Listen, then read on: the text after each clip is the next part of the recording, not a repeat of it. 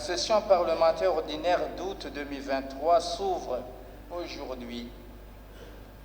Le 1er août va durer 3 mois, conformément à l'article 179 de la Constitution de la République du Burundi du 7 juin 2018.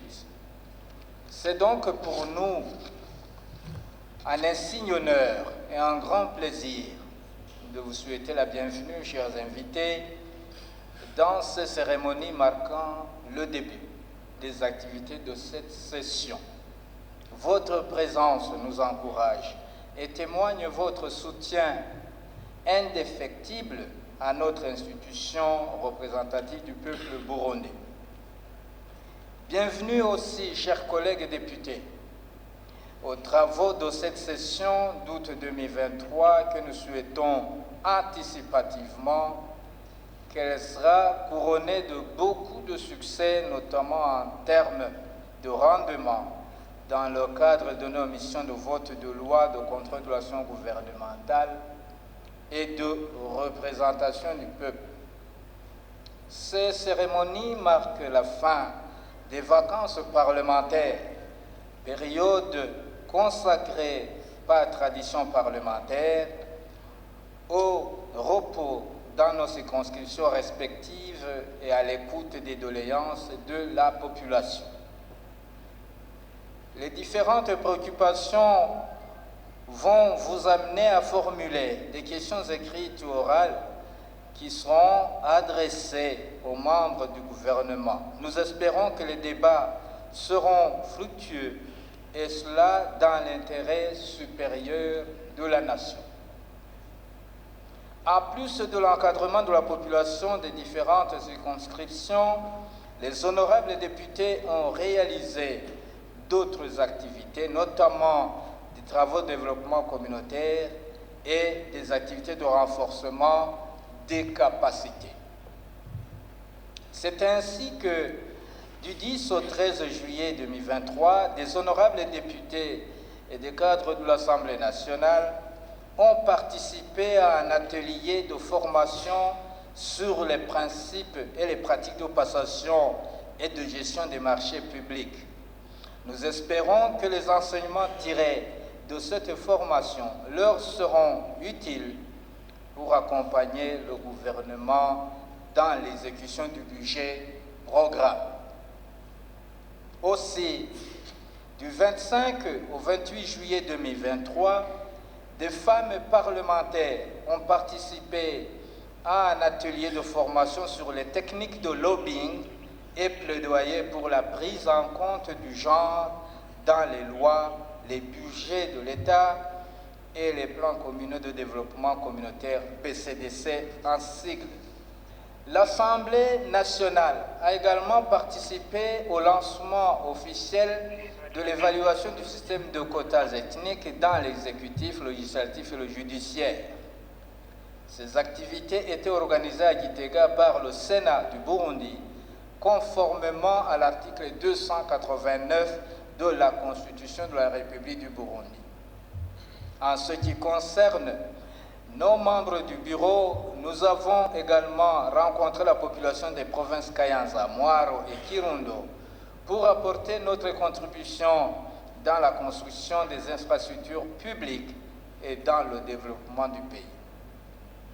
Profitant de ces moments de descente sur terrain, nous avons exhorté la population burundaise à continuer à sauvegarder la paix et la cohésion sociale, ainsi qu'à s'atteler au travail en multipliant les projets de développement afin d'accroître la production, notamment dans le domaine agro-pastoral. Étant donné que nous sommes en pleine saison sèche, l'Assemblée nationale demande à la population de continuer à pratiquer l'irrigation des champs et à cultiver dans les marais. Aussi, elle doit garder à l'esprit de ne pas consommer ou écouler toute la production au marché, mais à conserver une partie dans les hangars destinés à cet effet. De plus, les honorables députés se sont joints à toute la nation lors de la célébration du 61e anniversaire de l'indépendance de notre pays sous le thème « Tous ensemble, contribuons au relèvement économique du pays pour atteindre une indépendance effective ». L'Assemblée nationale saisit cette occasion pour réitérer son soutien au chef de l'État qui ne cesse d'appeler tous les Burundais à redoubler d'efforts pour ne plus compter sur l'appui extérieur et de faire du Burundi un pays économiquement émergent en 2040 et développé d'ici 2060. Concernant l'ordre du jour de cette session, nous aurons à analyser et adopter les projets de loi suivants. 1. Le projet de loi portant Code des communications électroniques et postales. 2. Le projet de loi organique portant modification de la loi organique numéro 1/21 du 3 août 2019 régissant la Cour suprême. 3.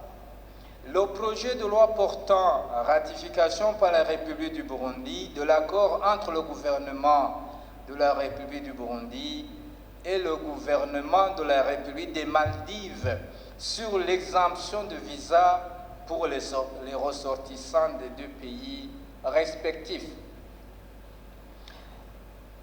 4. Le projet de loi portant ratification par la République du Burundi de l'accord entre le gouvernement de l'État du Qatar et le gouvernement de la République du Burundi concernant la réglementation de l'emploi des travailleurs burundais dans l'État du Qatar. 5.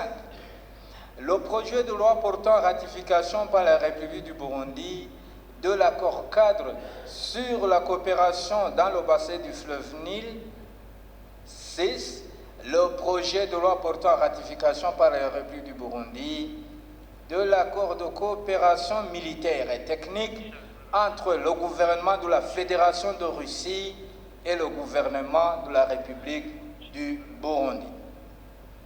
Chers collègues députés, nous sollicitons l'implication et la détermination de toutes les commissions permanentes en général et de tout un chacun en particulier à travailler avec détermination et abnégation pour que tous ces projets de loi soient analysés et adoptés dans les délais.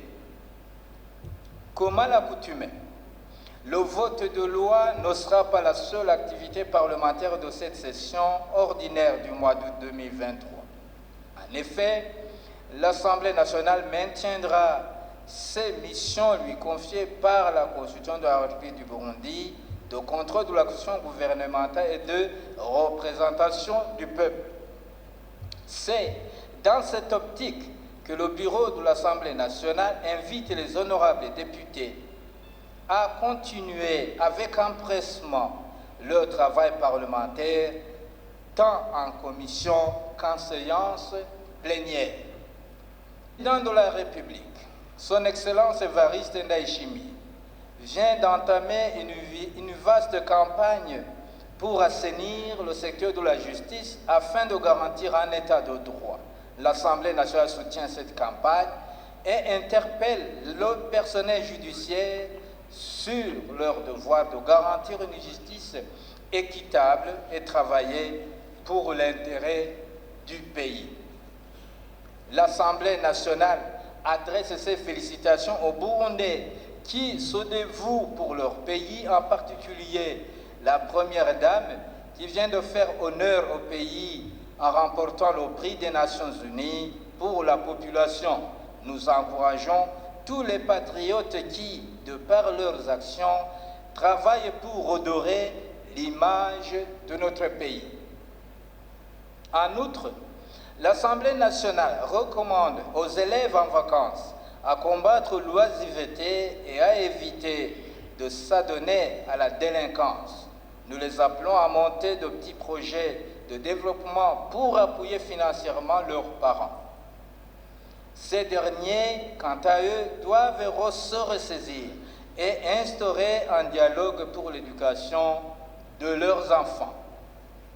Enfin, nous ne saurions terminer notre allocution sans réitérer nos sincères remerciements à vous tous ici présents et souhaiter aux honorables députés plein succès aux travaux parlementaires de cette session. C'est sur ce souhait que nous déclarons ouvertes les activités de cette session parlementaire ordinaire d'août 2023. Que Dieu nous garde, nous vous remercions.